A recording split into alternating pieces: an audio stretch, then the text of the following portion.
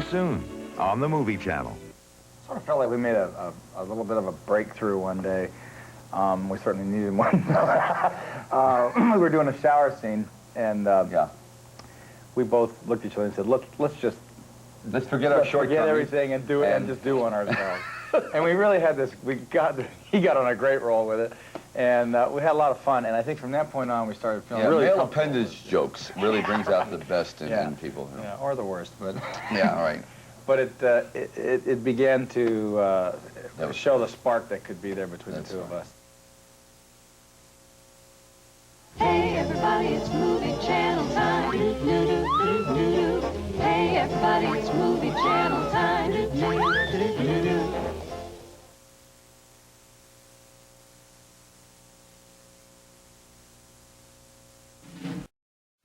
The Muppets will meet the mermaid in a new daily TV show from the Disney Channel called The Little Mermaid's Island. Producers say the show was in the works long before the Little Mermaid feature was released, but the $74 million it's made so far probably didn't hurt at greenlighting time.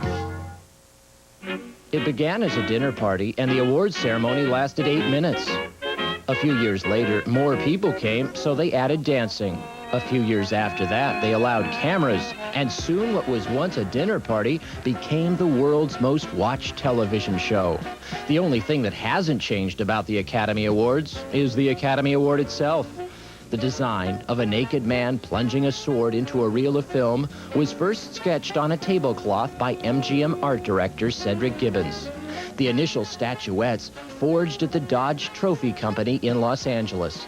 Cast in copper and tin, plated in gold, hung to dry, and finally polished. In 1929, Janet Gaynor collected the first Best Actress award, Emil Jannings, Best Actor. As available metal went to Uncle Sam, during World War II, the statuette was plaster. Just ask Barry Fitzgerald, who accidentally clubbed his award with a golf swing. Each year, movie fans from around the world call the Academy with their Oscar trivia questions. What was the first color movie to win Best Picture? Gone with the Wind. Who won the most Academy Awards? Walt Disney, 32. The Academy prides itself on always having the fast answers. Well, almost always.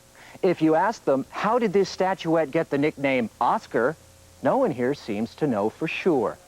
Some say Academy librarian Margaret Herrick came up with the name. The present librarian likes to think so. Her version is that when she first saw him, when she came to work at the Academy, she said it looked like her Uncle Oscar. Another story is attributed to Bette Davis, a story that supposedly unfolded when she won Best Actress in 1936. At some point, probably after the awards at the ball, the banquet, that she referred to him as Oscar because Oscar was the middle name of her husband, Harmon Nelson. Maybe so, Linda, but Academy historian Patrick Stockstill says there's a little more to it than that. Bette Davis even thinks that it looks like her husband from the behind, from the rear end aspect of the statuette. And in her autobiography, Miss Davis clearly writes, his back view was the spit of my husband's. Of course, we'll have to take Bette Davis's word for that. Finally, columnist Sidney Skolsky says he came up with the nickname and indeed wrote in March of 1934 that Katharine Hepburn wasn't present to receive her Oscar. Later on in his autobiography, he stated that he continued to use that, and it was because of his putting it in print that it became popularly used by others. Sorry, Sidney, but research shows you never again referred to the statuette as Oscar until after Bette Davis won in 1936. One thing's for sure, by 1937, everyone called him Oscar. So which story is it, Academy historian? You can probably tie them all together. Is that possible, Academy librarian? Margaret Herrick may have been saying it at the Academy, and a reporter like Sidney Skolsky might have been around and heard her, or other reporters, and Bette Davis may have picked it up that way. Do I put stock in it? No, I wouldn't put stock in any of these stories. While the Academy prides itself on having fast answers to obscure questions, on the subject of how Oscar became Oscar, the official story is, well, there is no official story. Reporting in Hollywood for the Movie Channel, I'm Peter Jones. And now, the greatest, most prestigious award in motion pictures, the Movie Channel's soon-to-be-coveted, sort of, Oscars. You will get to decide the winner, so write this number down, 1-900-420-6066. The nominees for Best Performance by someone who made more headlines than movies in 1989 are Zsa Zsa Gabor for Picture Mommy Dead. And I love you, and I love you. The only man I don't love is my husband. And any man in a blue uniform.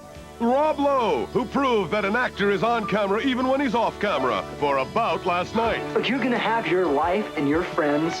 I'm gonna have mine. You're always covered. Always, William Hurt for Broadcast News. What do you do when your real life exceeds your dreams?